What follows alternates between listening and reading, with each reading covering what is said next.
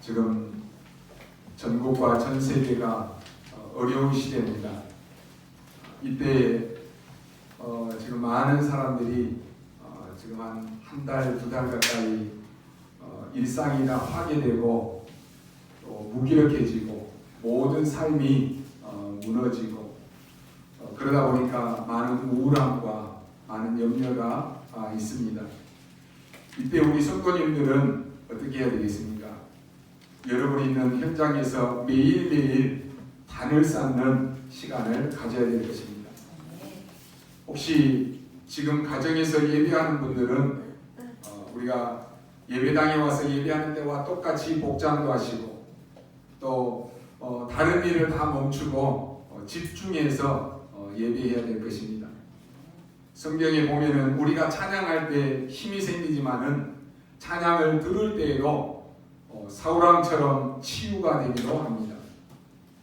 여러분이 가정에서 예배드릴 때에도 같이 말씀을 묵상하고 같이 찬양하고 또 헌금도 이렇게 똑같이 하셔야 됩니다. 우리가 예배할 때 성령이 역사하십니다. 요즘 과학자들은 조금 그분들이 늦게 깨달았지만은 명상과 묵상이 우리 몸에 가장 중요하다라고 하는 것을 최근 들어서 많이 강조합니다. 그러나 성경은 처음부터 우리에게 예배를 강조했습니다. 마태복음 4장에 보면은 사단이 예수님께 시험하러 왔을 때에 중요한 것을 얘기합니다. 예수님에게 사단이 감히 이 돌들을 가지고 떡을 만들어 먹어라. 돌덩이로 떡 만들어 먹어라 그랬다니까요. 그리고 예수님을 저 성전 꼭대기에 세우고는 뛰어내려 봐라. 그렇게 얘기했습니다. 물론 그것은 소론입니다. 본론적으로 얘기를 했습니다. 예수님을 높은 산에 데리고 가서는 천하만국을 다 보여주고는 이 모든 영광을 보여주고는 만일 내게 엎드려 절하면 이 모든 것을 내게 주겠다라고 말씀합니다. 그때 예수님이 하신 말씀입니다. 사단아 물러가라. 주 너의 하나님께만 경배하고 다만 그를 섬기라 하였느니라 라고 말씀합니다. 사단의 목적은 하나입니다. 우리의 예배를 빼앗아가려고 하는 것입니다. 그것은 어떤 방법으로든지 그렇습니다. 그러면 다른 것은 다 빼앗은 것이기 때문에 그런 것입니다. 히브리서 10장 25절에 보면은 말세 때에 모이는 것을 패하는 일들이 일어날 것이다 라고 성경은 말씀합니다. 요한계시록 1장 1절로 3절에 보면은 이렇게 나옵니다. 이 예언의 말씀을 읽는 자, 듣는 자, 지키는 자가 복이 있다 라고 말씀합니다. 그 말은 성도님들이 볼 때는 잘 이해 못하는 부분일 수도 있습니다. 그 당시에는 집집마다 성경이 없습니다. 개인적으로 들고 다니는 성경도 없습니다. 이 성경책이 없었기 때문에 커다란 두루마기를 가지고 나와서 한 명이 그 두루마리에 써져 있는 성경을 낭독하는 것입니다. 그것 때문에 모든 성도가 모여서 듣는 것입니다. 그리고는 그 말씀을 듣고 그 말씀대로 지키는 것입니다. 그 사람들이 마지막 때에 복 있는 자다라고 말씀합니다. 쉽게 말하면 모여서 예배하는 것을 말합니다. 교회사도 보면은 이런 일이 있었습니다. 특히 한 예를 들어 보면은 루터와 칼빈 때에 있었던 일입니다. 그때도 교회에서 결정을 했습니다. 다른 사람의 병을 내가 옮겨받거나 전달해서는 안 되기 때문에 몸을 피해서 개인 예배를 드려라 하고 공의해서, 다시 말하면 교회에서 결정을 한 것입니다. 그래서 지금 우리가 이 바이러스로 인해서 지금 큰 교회들마다 또 교회들이 잠시가 될지 아니면 얼마나 오래 걸릴지는 모르지만은 개인이 가정에서 예배드리는 일이 지금 많아지고 있습니다. 여러분은 우리 인간은 영적인 존재이기 때문에 결국 예배가 되어지지 않으면 영적으로 황폐해집니다. 사단의 전략은 하나님의 사랑을 의심하게 만들고 결국은 하나님의 사랑으로부터 멀어지게 만드는 것입니다. 우리에게 많은 고통과 고난을 주어서 하나님은 나를 사랑하시지 않는가 보다 그렇게 착각할 수 있습니다. 하나님이 나를 잊으셨나 보다 이렇게 해서 하나님의 자녀가 하나님을 의심하게 만듭니다. 그러나 여러분 기억하십시오. 로마서 8장 31절로 39절에 보면은 바울은 이렇게 고백합니다. 환난이나 적신이나 기근이나 전쟁이나 그 어떤 것도 우리를 하나님의 사랑에서 끊을 수 없느니라 라고 말씀합니다. 여러분 이 확신 있는 사람은 그 어떤 두려움도 이겨낼 수가 있습니다. 그러나 이 확신이 없는 사람은 한 걸음도 나아갈 수가 없습니다. 여러분 하나님은 모든 것을 합력하여 선을 이루십니다.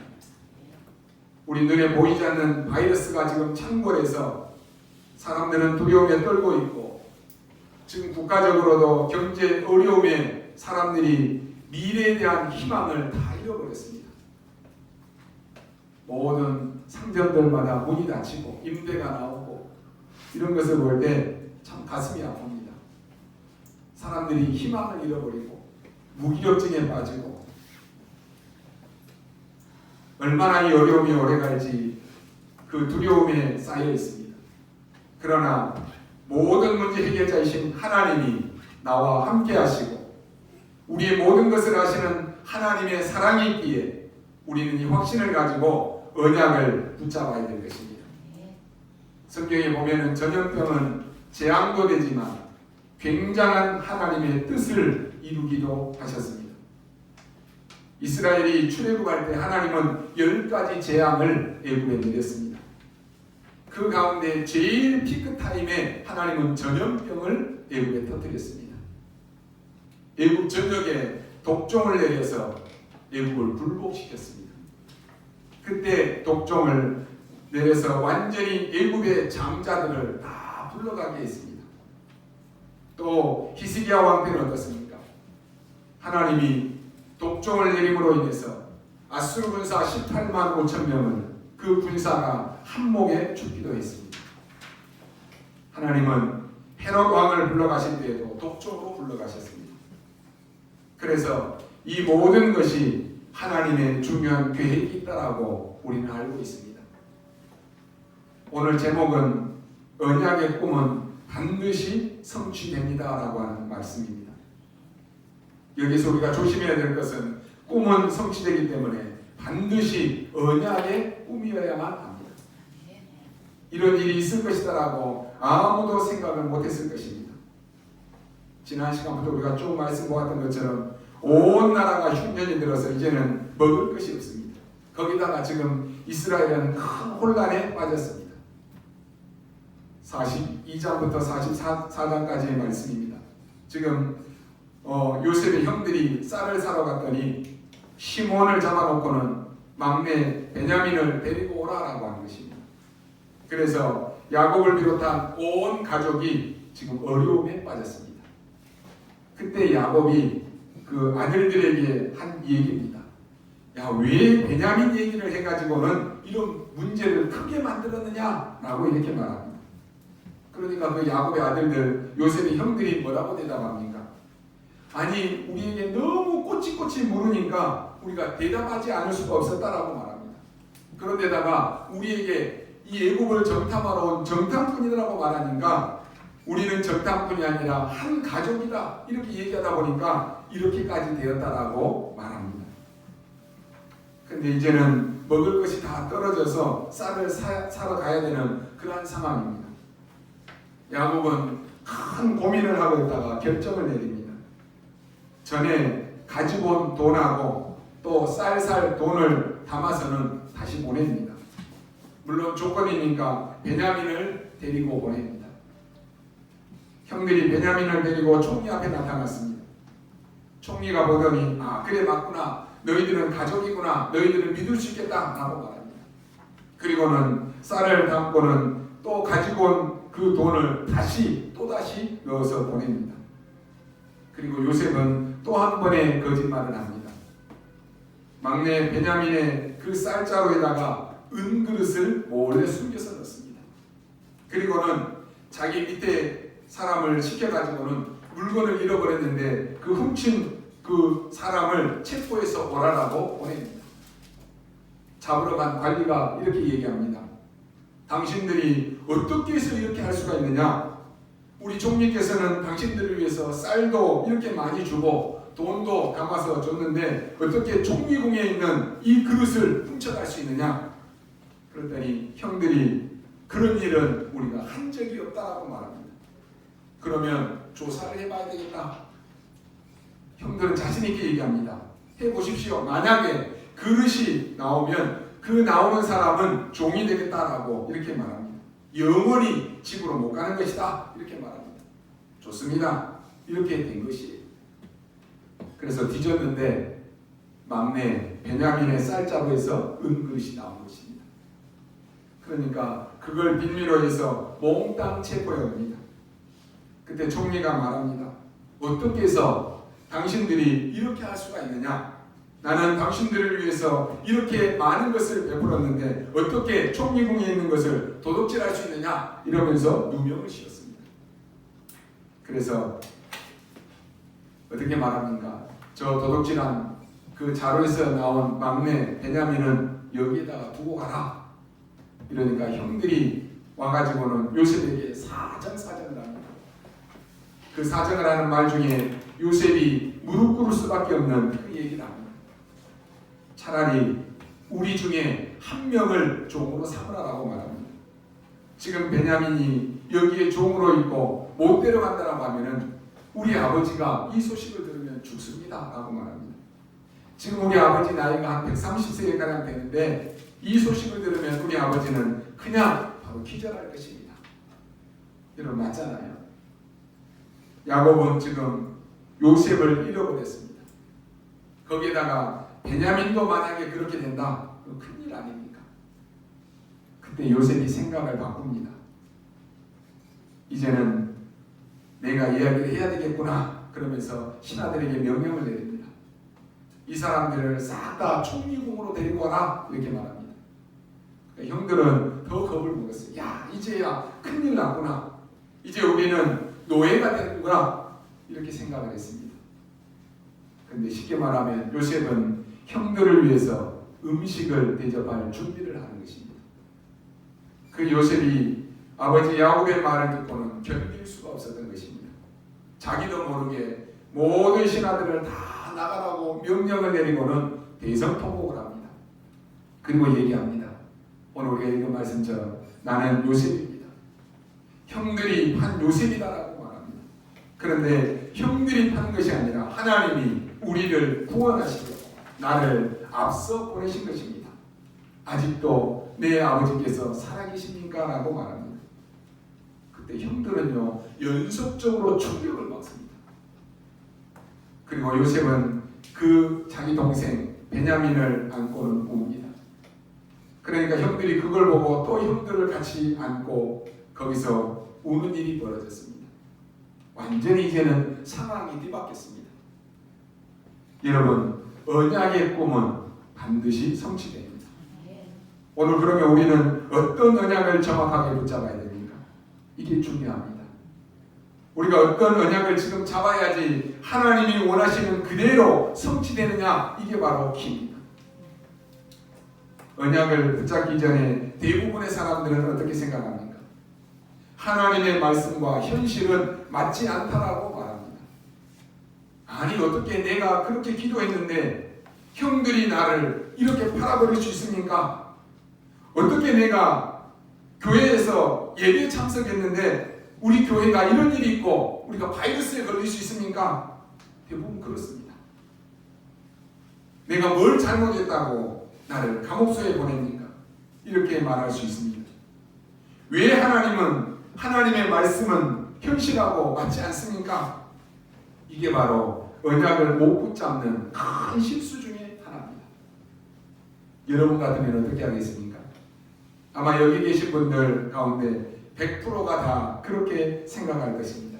아니 하나님의 말씀은 말씀이고 현실은 현실이지 어떻게 하나님의 말씀이 현실하고 맞습니까? 라고 생각할 것입니다. 아니 내가 이 땅에서 밥 먹고는 살아야 될 거 아닙니까? 어떻게 하나님의 말씀이 맞습니까? 그것은 믿음 있는 목사님이나 하는 말이지 어떻게 현실하고 이게 맞느냐라고 하는 것이 물론 그럴 수 있습니다. 그러다 보니까 어떤 문제가 나옵니까? 없는 사실을 믿게 되는 것입니다. 그걸 보고 미신이라고 합니다. 그리고 있는 사실은 안 믿습니다. 그게 불신입니다. 그러면서 언약을 틀리게 붙잡습니다. 그걸 보고 맹신이라고 하는 것입니다. 틀린 언약을 붙잡고 막 믿는 거예요. 그 정도가 아닙니다. 아니 지금 상황에 아무도 도와주지 않는데 내가 살아야 될 거 아니냐 이렇게 생각합니다. 그게 바로 창세기 3장입니다. 나 중심이에요. 아니 그래도 내가 힘과 실력을 갖춰야 되지 않겠습니까? 그게 창세기 6장이라니까요. 물질 중심이에요. 예배도 중요하지만 돈 벌어야 되잖아요. 성공해야 되잖아요. 아니 내가 돈이 있어야지 살아남을 거 아닙니까? 그게 창세기 11장. 성공 중심입니다. 이렇게 사람들은 틀린 언약을 붙잡습니다. 틀린 언약은요, 틀린 응답이 오는 것이에요. 오늘 여러분들이 정말 하나님 앞에서 우리는 언약을 어떻게 정확하게 붙잡아야 되겠습니까? 이게 중요합니다. 하나님의 말씀은 지금도 정확하게 이루어지고 있습니다. 분명히 마지막 때에 재앙이 있을 것이다라고 말씀했습니다. 마지막 때에 재앙이 있을 것이라고 가르친 책은 성경책밖에 없습니다. 모든 종교는 다 틀리게 가르치고 있습니다. 어떻게 가르칩니까? 마지막 때에 신천지가 온다? 말도 안 되는 소리입니다. 마지막 때에 파라다이스가 될 것이다? 말도 안 되는 소리입니다. 성경은 그렇게 가르치고 있지 않습니다. 마지막 때에 전쟁, 지진, 재앙, 재난들이 들어닥칠 것이다. 그러면서 모든 민족에게 복음이 증거된 이후에 끝이 오리라라고 예수님의 말씀입니다. 그럼 요셉이 잡은 언약이 뭡니까? 모든 현장에 하나님의 말씀과 일치되는 부분을 붙잡았습니다. 여러분, 엉터리 신앙인들은 문제가 오면 원망을 합니다. 자기가 잘못해놓고 하나님이 왜 나를 이렇게 하십니까? 라고 그렇게 합니다. 하나님은 왜 복 주시겠다라고 하는데 하나님이 왜 나에게만 이럴 수 있습니까? 그렇게 생각합니다. 저 사람들은 왜 저럽니까? 내가 뭘 잘못했다고 나에게 이렇게 합니까? 이렇게 말하기 쉽습니다.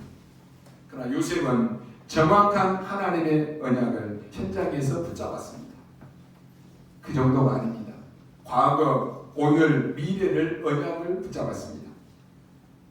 여러분, 과거만 보면은 그것은 과거 인생이 됩니다. 오늘만 보면 그건 속물이 됩니다. 언약은 그게 아닙니다.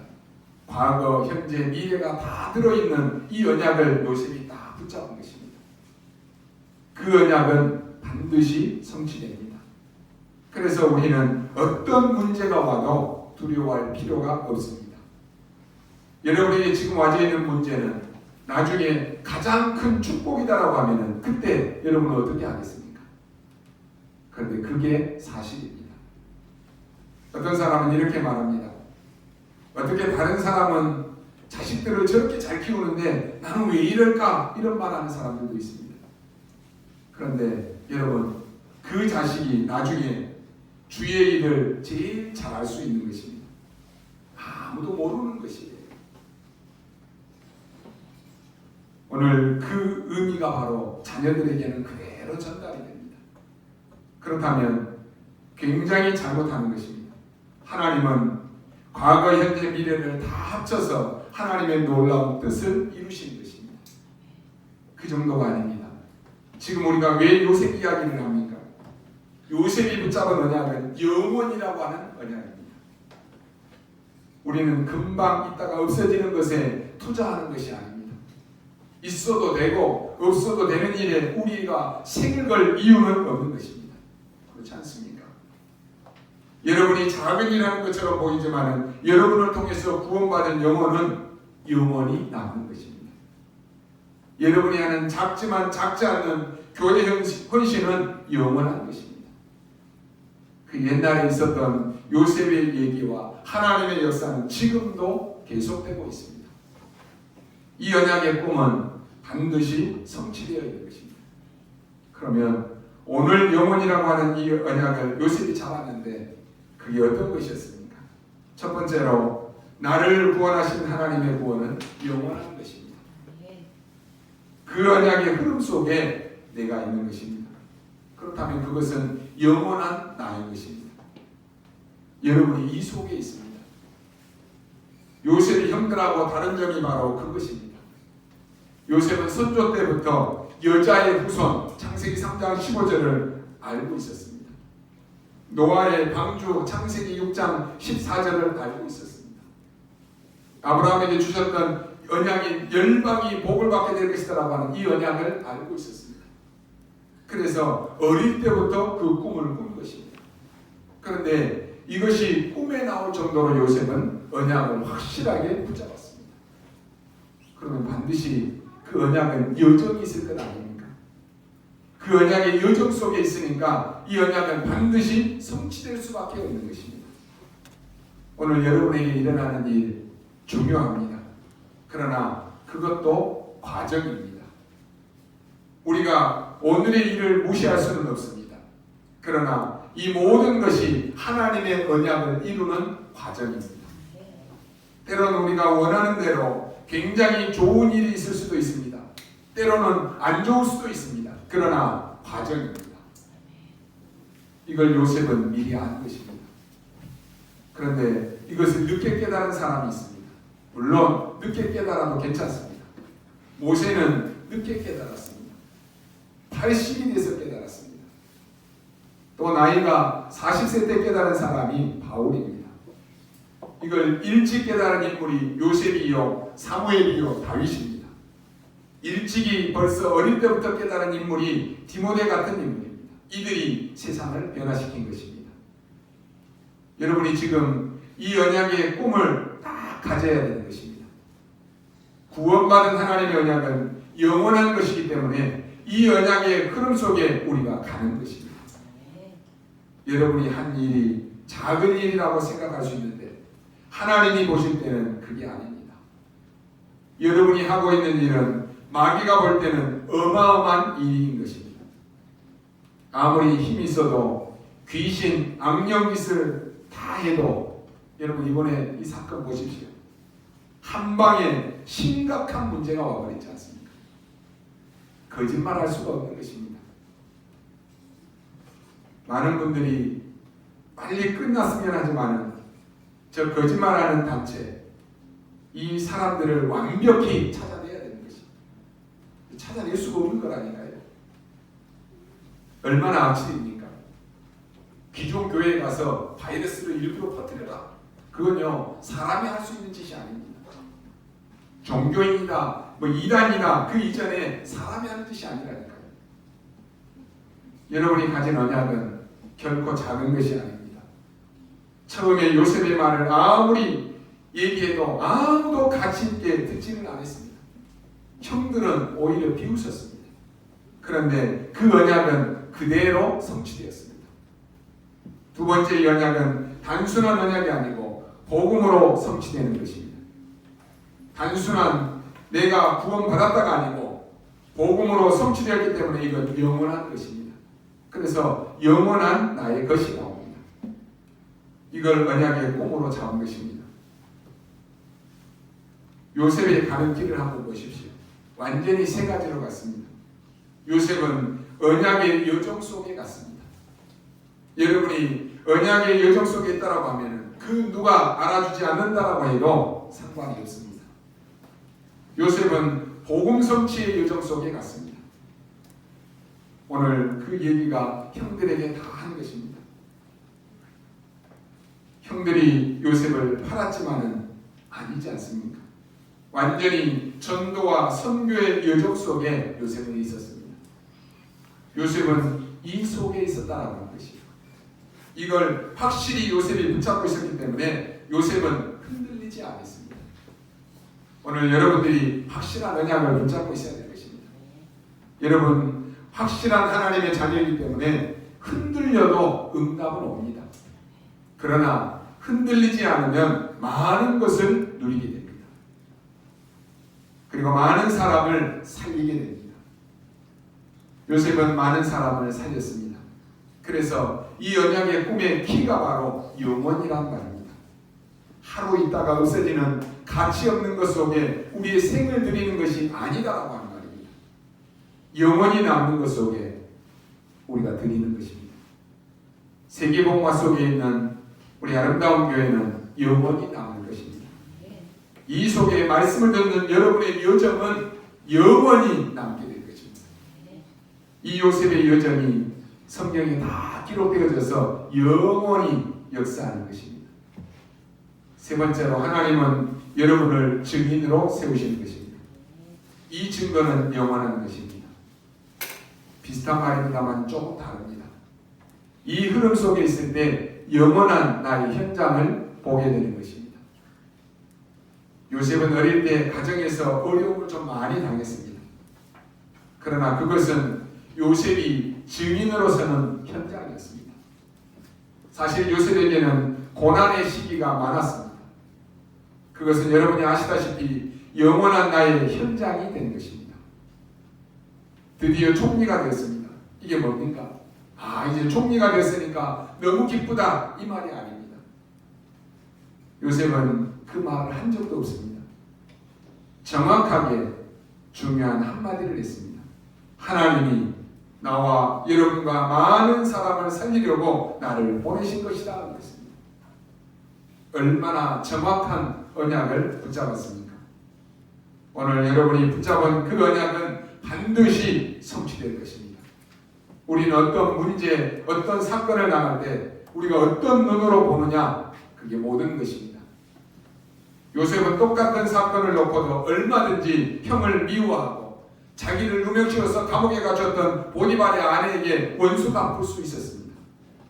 그런데 나는 망했어야 되는데 하나님이 나를 살리셨습니다. 그 하나님이 나를 세우셨습니다. 나는 죽었어야 했는데 하나님이 나를 오늘에까지 이르게 하셨습니다. 이게 바로 요셉의 신앙 고백입니다. 우리는 하나님의 인도를 믿는 이것이 모든 것입니다. 근데 요셉의 형들이 한 일이 뭡니까? 요셉을 미워하고 죽이려고 하다가 결국 팔아버렸습니다. 근데 요셉이 애굽의 총리가 되어 있다니까요. 얼마나 이 형들이 놀랐겠습니까? 아마도 두렵고 불안하고 후회스러웠을 것입니다. 이제 요셉의 형들은 어떻게 해야 됩니까? 요셉의 말을 믿어야 됩니다. 요셉을 살리신 하나님을 믿어야 하는 것입니다. 요셉을 인도하신 하나님을 믿어야 되는 것입니다. 요셉을 총리 되게 하신 하나님을 믿어야 됩니다. 어떤 의미에서 요셉의 형들은 지식적이고 교리적인 하나님을 믿었을 것입니다. 그러나 지금 이 자리에 이렇게 역사하시고 이렇게 인도하시고 이렇게 은혜 베푸신 하나님을 믿어야 되는 것입니다. 형들은 분명 잘못했고 망할 짓만 있습니다. 그러나 우리를 살리려고 먼저 요셉을 보내신 하나님을 믿어야 하는 것입니다. 인간의 생사 화복을 주관하시는 하나님을 믿어야 되는 것입니다. 이 사실을 믿으려고 하니까 형들 마음속에 너무 뻔뻔하다라고 하는 생각이 있을 수 있습니다. 그러나 하나님이 우리를 살리시려고 이 모든 일을 하기 위해서 하나님을 알게 하셨구나. 이것을 믿어야 되는 것입니다. 이게 바로 우리가 사는 길입니다. 결론으로 말씀드립니다. 우리가 더 성취를 누리기 위해서는 결론을 잘 붙잡아야 됩니다. 여러분, 하나님을 100% 믿으시기 바랍니다. 숫자적으로 보면 우리는 하나님을 300% 믿어야 되는 것입니다. 그럼 그 100%는 뭡니까? 나에 대해서 믿어야 되는 것입니다. 우리는 이렇게 저렇게 말하지만은 하나님은 여러분을 완전히 책임지고 계십니다. 나머지는 뭡니까? 우리는 사람 만나보면 너무 실망을 주는 사람들이 많이 있다라고 하는 말입니다. 요셉을 보십시오. 그리고 형들을 보십시오. 보디발의 아내가 하는 그 짓도 보십시오. 더군다나 감옥소에서 만난 그 장관이 하는 짓도 보십시오. 이런 것 속에서 우리는 자칫 잘못해버리면 낙심하게 됩니다. 그러나 거기에 하나님의 놀라운 계획이 있는 것입니다. 우리는 알고 있지 않습니까? 요셉이 노예로 가는 것도 하나님이 계획하신 것이었고, 요셉이 감옥에 가는 것도 하나님이 계획하신 것이었고, 감옥 가기 전에 보디발의 아내가 누명 씌운 것도 하나님이 준비해 놓은 것이죠. 그 감옥의 장관도 하나님이 준비해 놓으셨다는 거예요. 사람에 대해서도 우리는 그 사람을 믿는 것이 아니고 하나님이 하시는 일을 100% 믿어야 되는 것입니다. 또 우리는 어떤 일이 벌어집니까? 우리에게 좋고 안 좋고 작고 큰 일들이 우리 눈앞에는 많이 있습니다. 여기에 하나님의 계획이 완벽하게 있다라고 하는 사실을 여러분이 믿으셔야 됩니다. 그것을 합치면 300%예요. 이걸 믿으셔야 되는 것입니다. 어떻게 말입니까? 요셉은 참된 행복의 시간을 늘 가졌습니다. 많은 사람들이 심심하다, 답답하다 그런 얘기들을 많이 합니다. 여러분이요, 이번 기회에 참된 행복의 시간을 늘 가지시기 바랍니다. 요셉은 고백합니다. 여호와께서 나와 함께 하셨다라고 말합니다. 그게 바로 정식 기도입니다. 여러분, 참된 누림의 시간을 가지시기 바랍니다. 어디서 누려야 됩니까? 여러분이 있는 현장에서 누리시기 바랍니다. 그게 24입니다. 여러분, 참된 능력의 시간을 가지시기 바랍니다. 그게 25입니다.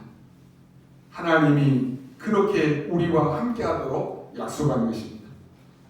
우리가 지금까지 요셉의 삶을 가만히 보면서 우리의 삶을 뒤돌아볼 때 여러분 어떤 생각이 드십니까? 여러분이 의심하고 여러분이 낙심하고 흔들릴 때도 불안할 때에도 하나님은 완벽하게 우리의 모든 삶을 책임지시고 인도하셨다는 것입니다. 우리를 지금까지 하나님은 완벽하게 지키셨습니다. 이걸 여러분이 확인하는 시간 되시기를 바랍니다. 여러분은 아니라고 하실지 모르지만 하나님이 우리를 축복하시지 않았다라고 하면 우리가 어떻게 이 복음운동에 쓰임받겠습니까? 우리보다 더 훌륭한 사람도 세상에 잘 살기 위해서 가치 없는 것에 그렇게 몸부림치는 사람도 많이 있는데 오늘 우리는 지금 영원히 남는 이 복음운동을 하고 있지 않습니까? 하나님의 모든 관심은 바로 여러분에게 있습니다. 이 바울을 꺾어서 그 다메섹에서 바울을 꺾어서 아나니아를 만나게 된 것처럼 하나님의 모든 관심은 복음 가지고 복음 누리고 이 복음을 증거하기 원하는 여러분에게 관심이 있습니다. 지금 예배드리는 여러분 모두가 정말로 정확한 언약을 붙잡는 귀중한 날이 되시기를 주님의 이름으로 축원합니다. 기도하겠습니다. 하나님 감사합니다.